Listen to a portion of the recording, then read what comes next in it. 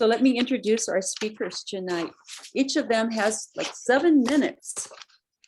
So if we could speak for 5 and sum up our initiatives for the last 2, that would be great. Representative Joanne Ferrary has represented District 37 in Doña Ana County, Las Cruces, since 2017. She chairs the House Consumer and Public Affairs Committee and is on the House Health and Human Services Committee, the Interim Legislative Ethics Committee, and the Radioactive and Hazardous Materials Committee. She is an advisory to the Legislative Education Study Committee. Representative Ferrary has been key to inviting legislators to join the New Mexico Legislative Hunger Caucus. Tonight, Representative Ferrary will talk about the significance of the Legislative Hunger Caucus, as well as the work of the legislature on the food, farm, and agriculture work. Pam Roy is the executive director of the Farm to Table, a New Mexico-based organization that works on regional food and farm systems initiatives through local, state, and national policies. Her team promotes locally grown New Mexico foods. Priorities for our New Mexico farmers and bringing healthy food to our tables are included in the 2022 budget. Judy, would you introduce Kurt Rager? Thank you. It's my pleasure to introduce Kurt Rager, who is the director of the Lutheran Advocacy Ministry in New Mexico, is part of the Rocky Mountain Synod of the ELCA, the Evangelical Lutheran Church in America. And this ministry focuses primarily on state policy that affects people who experience social and economic injustices, and seeks to rectify that. A shorthand way of looking at that work is our God's work, our voices. We try to join our voices with others. And so many of you advocates in this room have worked with Kurt, and he is a pleasure for me to introduce. He worked very hard, and particularly on one bill, which he's going to talk with you about. Thank you, Judy. Our first speaker tonight is Representative Ferrary, and she has 5 minutes to talk about the Legislative Hunger Caucus. Representative Ferrary. Thank you so much. It's so great to see everyone here after all the great work that has been put into this last session, and keeping everyone going and enthusiastic about what we need to achieve and continue in the next 2023 session. It's hard to believe that that's going to be here before we know it. But for the Legislative Hunger Caucus, I've been working with many of you, Ellen and Carlos, and former member, or maybe she still is, Brenda. And then we also were meeting with others from the community, Sherry, and also Mag from the Food Bank Association, and also Ruth Hoffman, who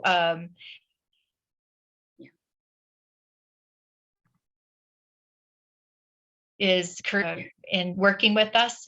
A number of years that we've all put this great effort together to start working with the Interfaith Hunger Coalition, and then also expanding to the other groups that you mentioned have been working on this too, such as Pam Roy's leadership, and also from First New Mexico First group too.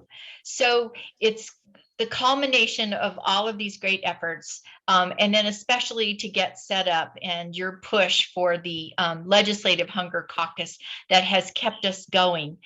And we had, I think, really great results when it came to, depending on the Hunger Caucus, to get out the information that everyone needed about these different initiatives and the great efforts that had been put into and thought and worked to bring together all of these projects for what I think is the most comprehensive way of addressing food insecurity in our state. So with that, effort and background. The legislators really were ready to listen and take our advice. And working with the governor's office, Kendall Chavez, putting together and working with the appropriations and LFC to get everything into the right agencies or the right place for the projects that we together were promoting. And then getting the Legislative Hunger Caucus to endorse and to talk about it and what this meant to their constituents and the projects in their communities to help with the farmers, to help with the ranchers, to help with the Food Bank Association and the networking throughout the state, I think really made a difference. And we hope to bring this forward in this next legislative session with even more information. And I don't know, am I going to speak later on about the Legislative Hunger Caucus, or this is the time to do that? This is a good time to talk about that because you'll have a chance with Pam to talk about the Food, Farm, and Hunger Initiative. Okay, so our plans right now are to meet with Kendall and several other leaders of the Hunger Caucus this week, and then plan out for sometime later in June to disclose, or I should say, unveil the dashboard that is going to explain everything about the different programs and what the Food Hunger Farm Initiative is going to be, and how to follow the funding and the projects and things like that. So this dashboard will be like a portal to all of the projects. And so that will be in June. And then in September, we'll start presenting to the different committees that have to deal with food, hunger, and farm initiatives in the different agencies, such as Health and Human Services and Water, Natural Resources. What were some of the others? We want to present also to like education because it's so important for addressing adverse childhood experiences to eradicate hunger and make it so children can learn better. And then also for seniors. So in all of these different interim committees, we want to make sure that committee members, not only caucus members, but also committee members, that they all understand how important this is, and then get ready for the expansion of different programs and get more funding, because we know that just as we've increased funding, costs have also increased. So we need to address those things too. So that is our plan so far. And we want to include all of you and to make sure that we are coordinating the Hunger Caucus with all the different aspects of this important initiative. Thank you, Representative Ferrary. This is exciting news to know that we're getting educated legislators. That's wonderful. Now, Pam Roy and Representative will talk about the Food, Farm, and Hunger Initiative. Go ahead. Pam, you want to start? Sure. Thanks so much for the invitation to be here. And it is always a pleasure and an honor to work side by side with all of you. And in particular, Representative Ferrari, who really helped not only to lead the charge and the Hunger Caucus to help us with this, but it really expresses that kind of unification and the many years of work that you all have been doing, and the many groups that have been working on food, hunger, and farm initiatives. I'm going to say, because of our work with Farm to Table and also the New Mexico Food and Agriculture Policy Council, as many of you know, making systems changes, across policy, I always say takes a decade or so. It takes quite a while to make those shifts happen. And so just a little bit of background on what gets us to this big moment in time and the push is, to start programs like the New Mexico Grown program, which is getting fresh fruits and vegetables into senior centers and schools and early daycare centers now. That did really take more than a decade to work with agencies, to bring people together, to build the trust, to get certain policies actually shifted at the federal level to be able to make these programs actually work better at the local level, or even get rid of a barrier that would just put a total imposition on this. And then it's really about working with the agencies. So I really want to give a big shout out to the partnership between private sector. So all of us who are working with organizations, nonprofits, community organizers, community-driven initiatives, and then working with our agencies, which has been a huge opportunity for us to move this forward. So little by little, so, over the years, and many of you have been a part of this process, getting that New Mexico Grown program off the ground in schools first, then a little bit into the senior centers over the last couple of years, forging those relationships. And then with, for instance, the Supplemental Nutrition Assistance Program, getting that into farmers markets, working at the federal level to make these things match up as well. So doing that really helped to set the stage for this massive initiative to work together. And over 240 organizations, all of you here and many others, as you know, working on this to really bring together hunger, how our food is grown, where our food is grown in the state, and build out an economy, focus on the health and well-being of our communities and the individuals who work and live and in those communities, to really see this as a more comprehensive initiative. So looking at community food systems programs, New Mexico Grown, as I mentioned, sustainability for farmers. So there's a whole workforce component in this. There's healthy soils, the idea of taking care and stewarding our land and providing those resources to people who do so. And then looking at the infrastructure, the coordination, right, of how we get local fresh fruits and vegetables and food on the road to food banks, to schools, to those senior centers that I mentioned, and to many other places, and to colleges now. So just a little bit of the outcome is so heavy lift. 9 agencies, including my cat Hercules, sorry, he has to help out a little bit. 9 agencies working together. And I think that one of the biggest pushes during the legislative session was helping our policymakers understand that all the agencies are in partnership. And we requested as a Food and Agriculture Policy Council that those agencies work together over a year before we even started the whole process, and to unite and to see things in a very long-term frame. And so it was, that made it, when we went to advocate for this, a lot easier, I want to say, and a really important step to say, agencies are working on this, and to represent Ferrari's point, that they had all put these initiatives in their budgets last August when they turned in their full budgets to the Legislative Finance Committee and for the legislators to review during interim committees. That made a big difference when we went to advocating. And Representative Ferrary probably won't forget this moment either.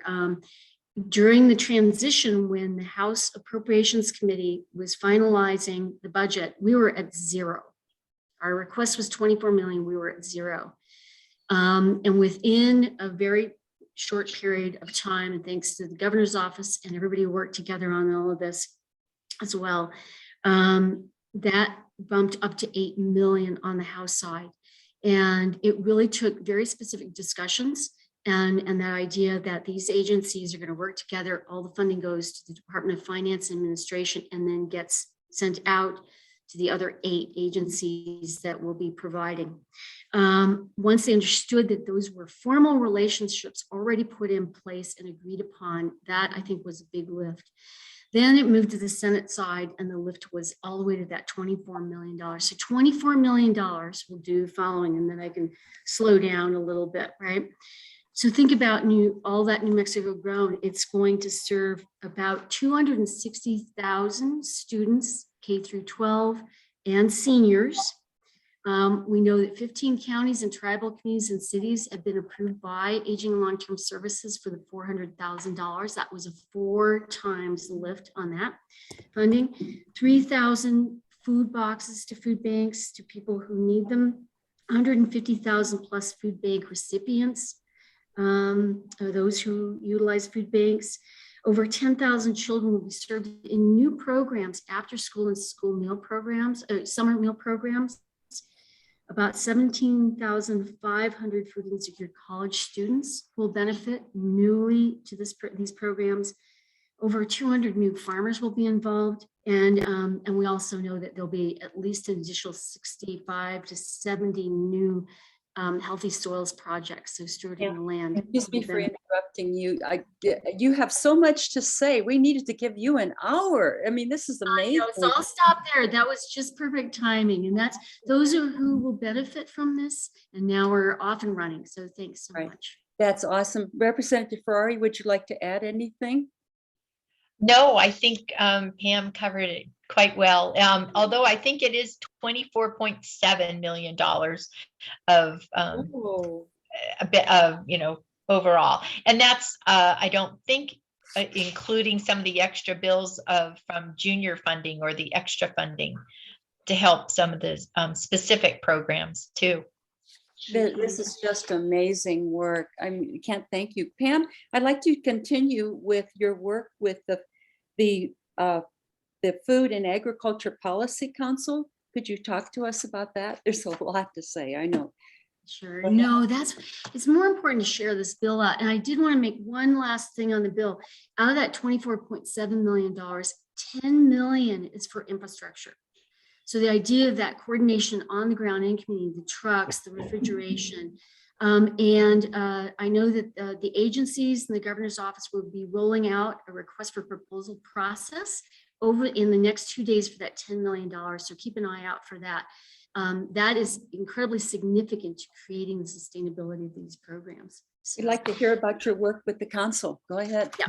And so the New Mexico Food and Agriculture Policy Council has been around for over 20 years now. We're sort of pretty much celebrating our 20th year, one of the longest ongoing food policy councils in the country. And it's very diverse. And we have a lot of different representation at the table, people who represent local community initiatives all across health, agriculture, education, hunger initiatives, small scale agriculture, larger scale agriculture, conservation programs. And it's, as I said, also partnered up with agencies that are doing this work with us.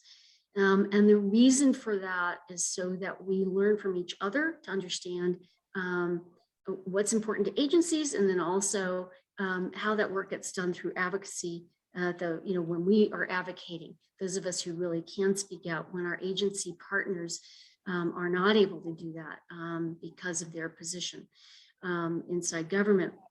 So and then what we do is throughout the year, we focus on policy. So we are working on a water policy statement right now, because water, of course, is so critical to us, and the state engineer's office is going to be working on a 50-year water plan. I'm not sure if I'm going to last as long as that plan. So, you want to be at the table at the right time.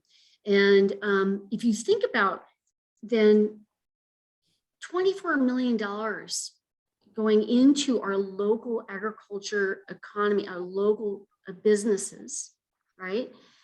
And you think about how that can pair up with federal funding. So it will probably close to, I would say probably close to double that funding of investment in the state. We have to work at the federal level as well. So the Food and Agriculture Policy Council does both state work and federal work.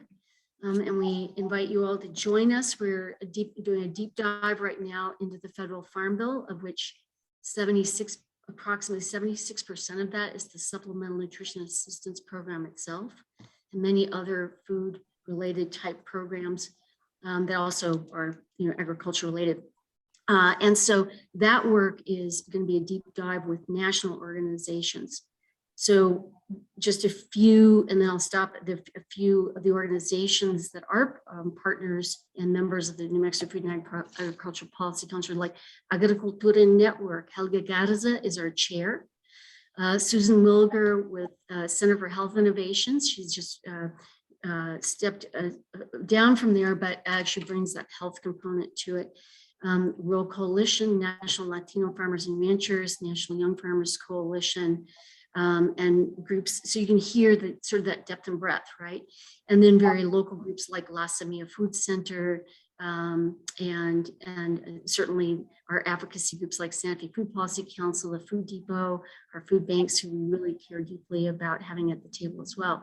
But it does take us all. And as Representative Ferrary said, it's about helping us each understand this work and through our own lived experiences.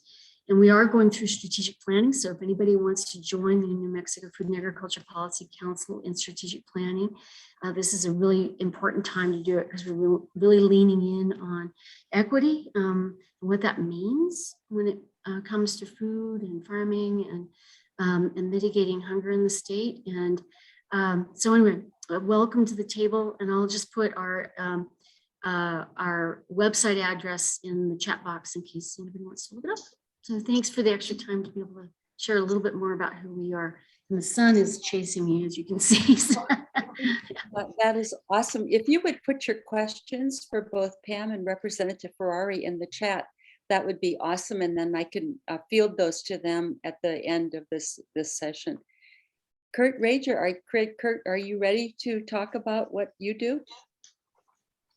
Absolutely. Thank you, Ellen. I think most of you are familiar with Lutheran Advocacy Ministry-New Mexico. We've been around almost 40, I think we're in our 39th year working in state public policy in Santa Fe. And Representative Ferrary mentioned my predecessor, who's Ruth Hoffman, who I still rely on, well, I wouldn't say daily, but several times a week. We talk back and forth, exchange thoughts, and I pick her brain on different issues. But and I'm in my second year now as director. But we work at Lutheran Advocacy Ministry, in addition to hunger being a key focus, hunger and poverty issues. We work in total about 7 different issue areas in state. When we break down the bills in about 7 categories. This year we tracked about 6 dozen bills, most of which, of course, never gained traction, but a fair number did. And I just want to highlight a couple that I think indirectly impact the issue of hunger in the state.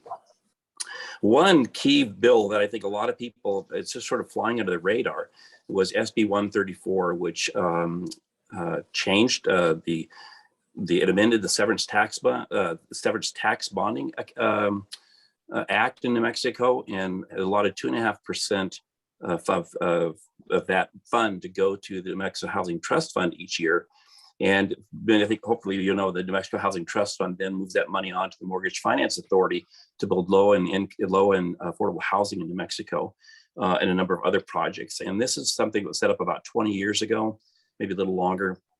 And every year it was initially funded with several $1 million, but every year proponents have had to come back to the legislature and basically beg for funding for that trust fund. And this year, with the success of this bill, this will guarantee about $24 million in funding every single year for that trust fund and for the building of low and affordable housing in New Mexico, which just really, to me, is transformational. So that was a big victory. I sort of wouldn't say we were key on that, but we certainly really called on our advocates to push and to write letters and to email and to make phone calls on that. And certainly I did as well. So that was a big bill, I think, for us. But probably the biggest bill I think that we worked on in a good working coalition with others was HB 132, which capped the storefront lenders at 36%. You mentioned, Pam, how long some issues can take to get done. And Ruth would often say that working on policy and legislation is like tending or growing redwoods. It just takes years. And this was an example of that. The folks long before me have worked very hard on that issue. And through our Fair Lending Coalition, we've worked on really hard the last 2-3 sessions. And we did not anticipate this bill being introduced this year. we were told it was not going to be on the governor's agenda, but it, as you all know, it did get on. It did get on the playing field, and at the very last minute was added to our agenda. And this is really, again, another transformational bill, capping these lenders at 36%, which many would argue is still way too high.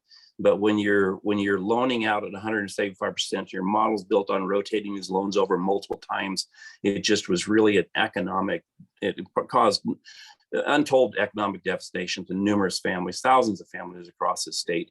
And of course, in our most economically vulnerable communities. And so it was a great victory, I think, to get that done. The worrisome part about this, though, is that, and of course, we're nonpartisan, or we don't support any political candidates or make endorsements, but we're very worried because a number of the proponents, the key legislators behind this bill, now have opponents, primary opponents, and key legislative leadership is supporting those opponents.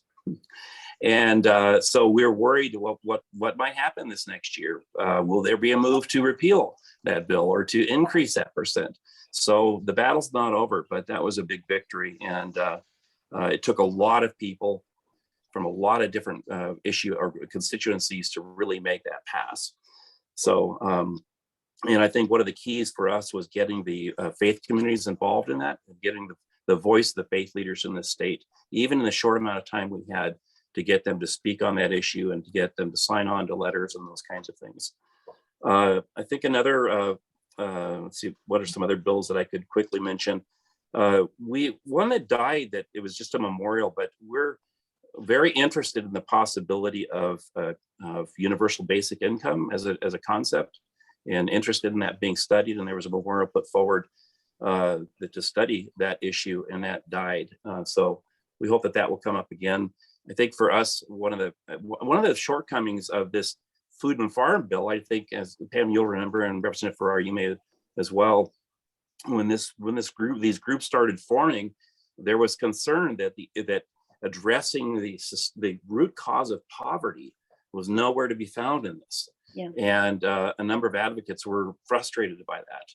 And I think for us, that's a key piece that we have to address at some point. And well, it's just imperative that we somehow come to an agreement on what is the root cause, and what do we do about it. And a number of, certainly we can make some good guesstimates and theories on what are the causes.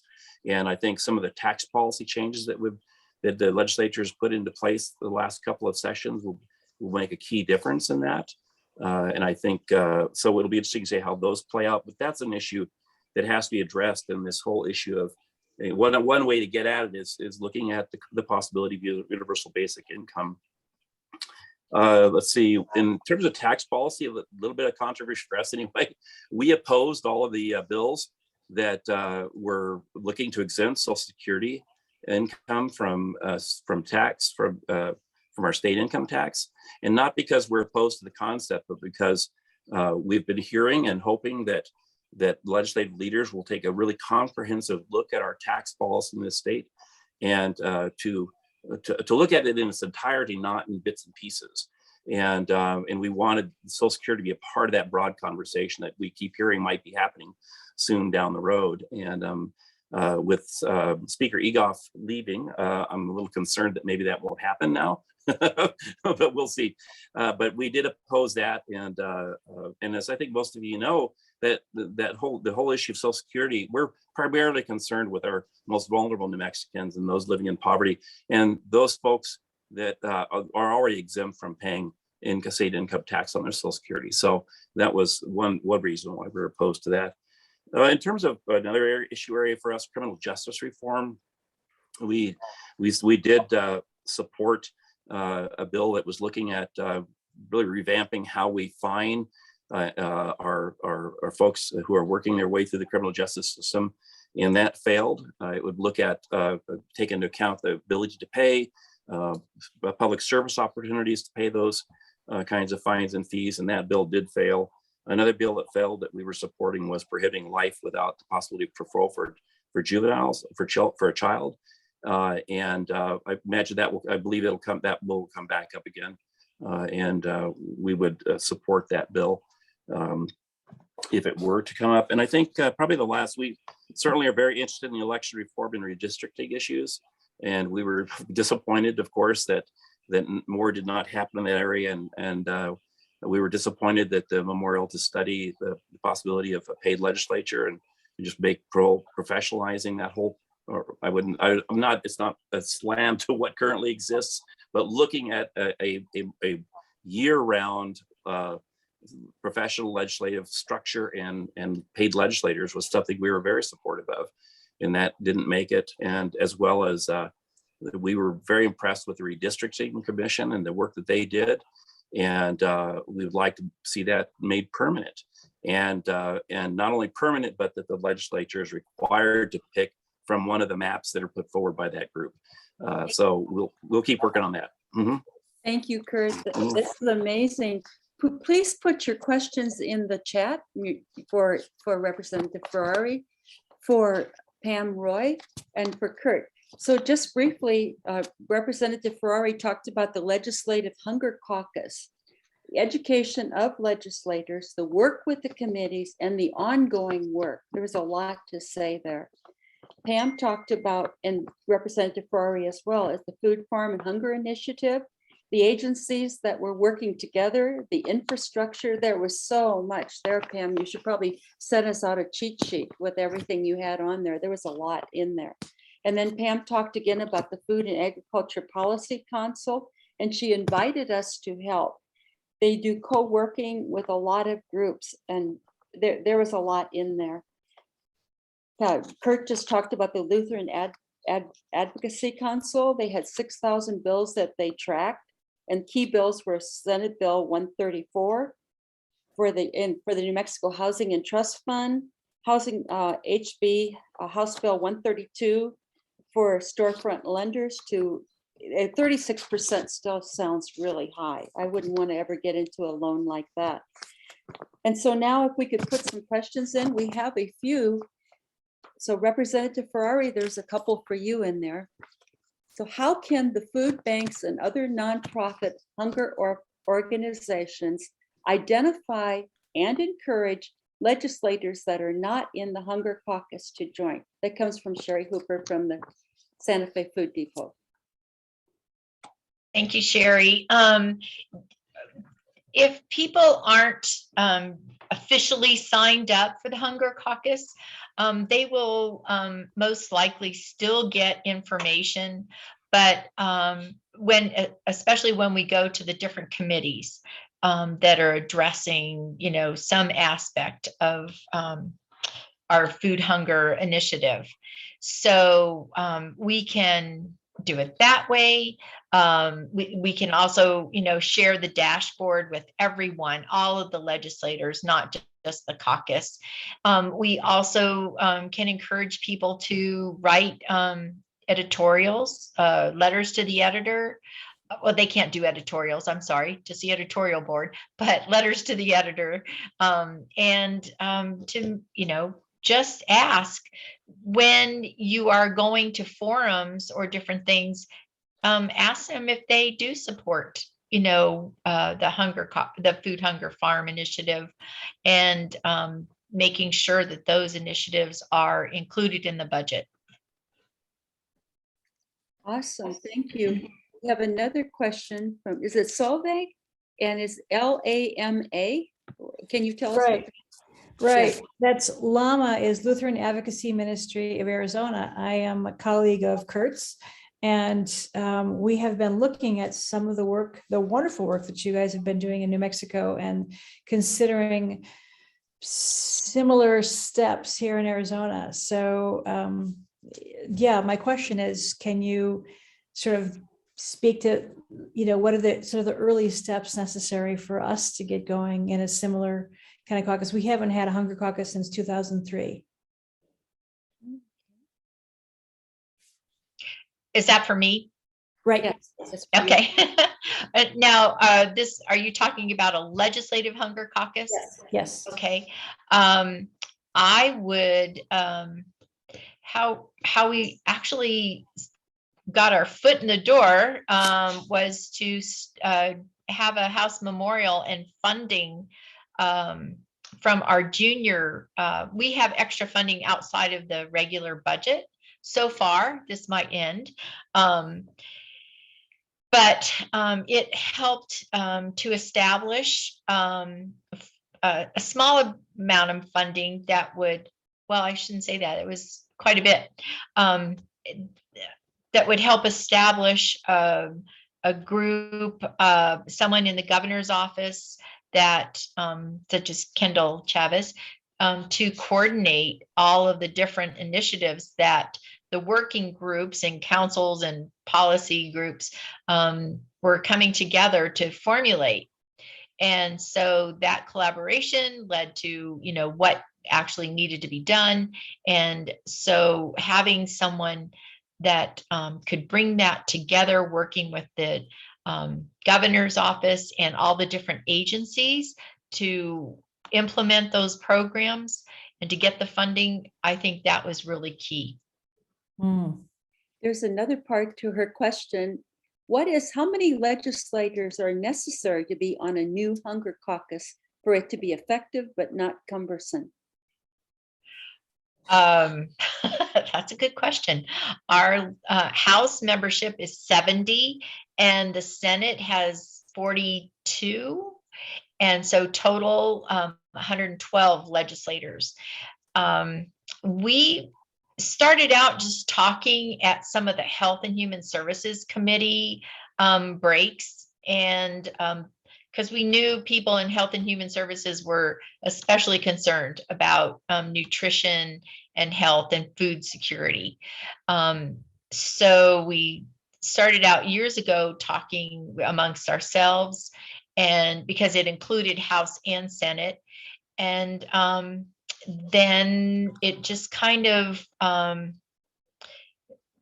grew a little bit and then faded away. And then with having a specific initiative to support and putting that into the budget, many of the caucus members, just went, and we had a hard time meeting because of COVID the past couple of years.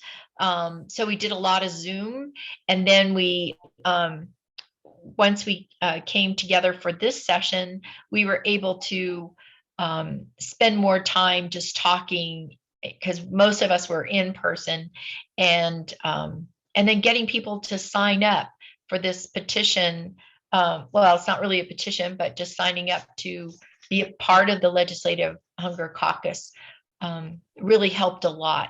And so we had people we could send information to, but we basically were including everyone. Right.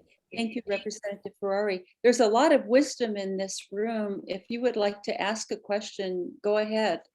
It's hard for me to see everybody, but if there is another question, go ahead and ask it to either Pam Roy, Kurt Rager, or Representative Ferrary.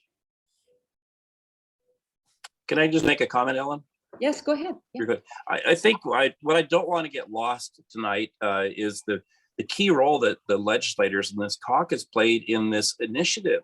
It's listed as the governor's initiative, but really it was started with the House bill last year. And so kudos to all the legislators, Representative Ferrari, the numerous others that were a part of it, then Representative Stansberry. So while the governor was key in pulling this all together, and Kendall's been fantastic, it was the legislators who got this going.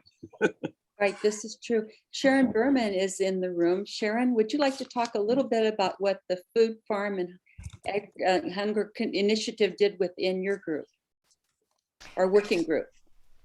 Hi.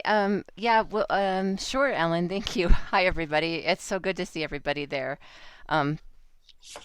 Let's see. Well, it was so the group that I helped organize and facilitate and is still meeting monthly is called the Food, Hunger, Water, Ag I'm sorry, I'm having trouble speaking. Food, Hunger, Water, Ag Policy Work Group.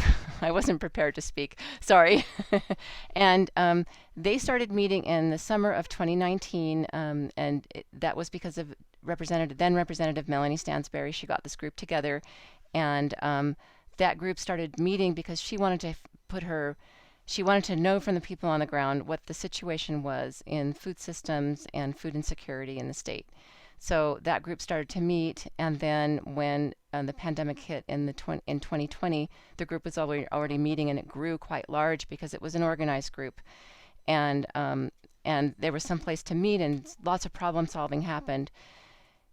Before even the pandemic hit, the group got together with the representative on her request and helped her create the content for HB 207, which was legislation that, although it didn't pass, it got some junior funding, enough so that it helped. I don't think it entirely supported, but it helped make possible the Food, Farm, and Hunger initiative in the first place. And that was supposed to go to different departments to carry that forward, but the governor's office decided to administer it, which I think was a very powerful and good decision. I think it really ended up being really beneficial. So this group felt very connected to that whole initiative, and many members of the group went on to become members of that, because the initiative was also a community-powered initiative as well. As well as, so many state agencies, I think 8 that work together, it was required that they have community input, and there was a lot of input. So we would hear reports back from people who were in those. There were several different groups. I was in a different group, and people would get together, and Kendall, who is the coordinator of that, would come and update and get feedback. So it was a very mutually beneficial arrangement and relationship. So it was I think it's a really good example of what we can do here in New Mexico. We can listen, we can hear, we can speak, we can share, we can collaborate. Thank you so much, Sharon. I caught you by surprise, but I wanted you to have input there. Carlos, do you have a question? Actually, it's just a small addition in context to what Representative Ferrary said about the Hunger Caucus. And this is for Solveig. I think one of the things that we did early was to connect find the legislators so this was a grassroots-led initiative that eventually the legislature picked up, but we found champions in the state legislature. So a couple of things that I would recommend to you, Solveig, is to create a coalition that'll work, and then find a couple of champions in the state legislature that will carry your initiative, and then I think that'll build upon itself, and you might end up where you need to end up. Thank you all for your wonderful advice. I think what I'm hearing is to start with an initiative rather than say, hey, let's build a caucus, around kind of like, let's get the band back together. It's more like based on what is it you want to ask first, and then you build it, they will come, sort of, it sounds like. Yeah, is that what I'm seeing from nodding heads? Thank you. Thank you very much. We have a question from Sarah, and then I'll go to Judy. Sarah, you're with New Mexico, I'm trying to think, AFSC. Would you, so your question is, how do we know which programs in the Food, Farm, Hunger Initiative went to which agencies? New Mexico NMDA, PED, DOH, EC, all these agencies. Maybe it's broken down somewhere. Thanks everyone for the work on it. So how do we know what programs the money's going to? That question actually came to me today from somebody else. Does somebody want to answer that? Sure. I think that's what the dashboard is going to help identify. And because it is pretty impossible to know everything that goes to HSD or DOH unless, you're intimate with the whole huge bill, the funding bill, the budget bill. So that's why I'm really excited about the dashboard that will be unveiled soon and shared with everyone. There's so much coming. I could, We have to keep track of this. This is awesome. exactly. And I can add just a little bit of that, I think, to probably build on Sayada's question. And Sayada, thanks so much with American Friends Service Committee. You all do impeccable work to really lift up our farmers as well as getting food where it needs to go. So just a few things to share out in that sense that the agencies, and I'll just go and as Representative Ferrary said, this will be public facing and then it'll really help to create benchmarks and be a reporting back. The dashboard will be. But at this point, so aging and long-term services will get about a little over $1 million overall. And that is for New Mexico Grown for the seniors and senior food boxes. And I won't go into details on all of these.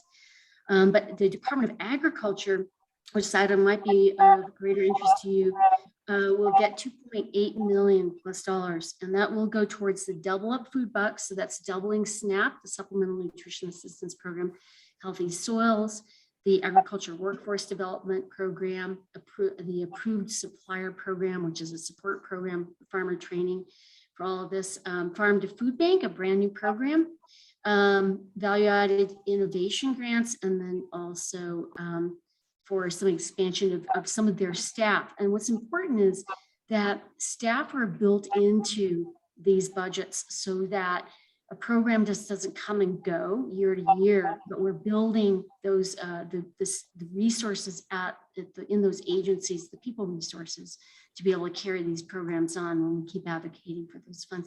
Sayada, did that get closer to what you were hoping for? Yeah, thank you so much, Pam. Thank you. Judy, you have a question for us? You muted, Judy. You're muted. Thank you so much. A few minutes ago, when I was talking about Lutheran advocacy, I neglected to say that Kurt operates a powerful and very open advocacy system. And he works very much with ecumenical and interfaith spirit. And Kurt, I just wondered if you would talk just a little bit, if people wanted to join their voices with yours and your advocacy group, how would they do it? Sure. Well, I can share my email address, but yes, we do have a very ecumenical organization.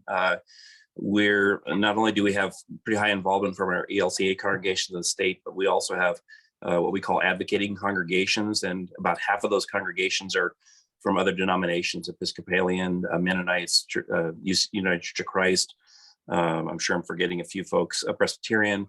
So congregations, faith communities can be a part of that. We're also now having organizations joining. We have the United Methodist Women of New Mexico, who are going to become an advocating organization, and as well as our Lutheran Campus Ministry of New Mexico. So, and these organizations, we work with them to empower their folks on advocacy at the state level, as well as the local level. But of course, we're primarily concerned at the state level. And then we speak on behalf of the New Mexico Conference of Churches, which is a statewide organization of the mainline Protestant and then Catholic dioceses in the state. And there's about, so it's 20 or 22 leaders that are part of that group. And so they approve our advocacy agenda every fall, and then we speak for them during the legislative session as well. Thank you, Kurt. Wow. There's so much wisdom in this room. I just want to pluck everybody's brain that's here. There's just a lot to give. But I want to thank especially Representative Ferrary and Pam Roy and Kurt Rager for being here tonight. We really learned a lot. And if we need to know more, if you have your email or how you are to be contacted, would you put that into the chat for us? That would be great. Are there any other questions? What a great evening this has been. I just feel there's so much energy in the room. And I really thank you all for being here. Carlos, do you want to add anything? Yeah, first of all, I want to thank everyone for taking time this evening to be with us. As you probably see on the upper left-hand corner, the word recording. So we will be able to send out a link with this program. I also want to lift up a couple of folks who, a lot of times, people who attend these meetings are generally from Albuquerque, Santa Fe, sometimes Las Cruces. But I see Nanette Pickney from Echo, is that in Farmington, from the Four Corners, and then I think I saw someone from, I think she left, but she was from Clovis, from the Food Bank of Eastern New Mexico. So I want to lift those up. And also, if you are, most of you probably heard about the program through our email list, but if you're not on our email list, we'll be happy to add you. And finally, if you're a congregation or an organization that has not endorsed the Interfaith Hunger Coalition, we would welcome your endorsement. It doesn't imply anything financially. You're just joining the voices in New Mexico to end hunger in New Mexico. And you are invited to our Zoom presentations, which are bi-monthly. Yeah, and so you'll be hearing more about our next presentation. We're still in the process of planning it, but we do thank everyone for being here. Does anyone have any final things to say before we sign off? Lupe from Bread for the World. Yes. No, I just want to say that New Mexico is amazing and you all are doing the great work to ending hunger. And I see you all working every single week, every single month for these past 2 years since I've been with Bread for the World. Y'all have been hammering it down, and it's all grassroots and it's all volunteer. And so New Mexico is a shining star in the Sun Belt. Thank you, Lupe. Melanie, Lewis, and Andy, do you have anything to report from your school group?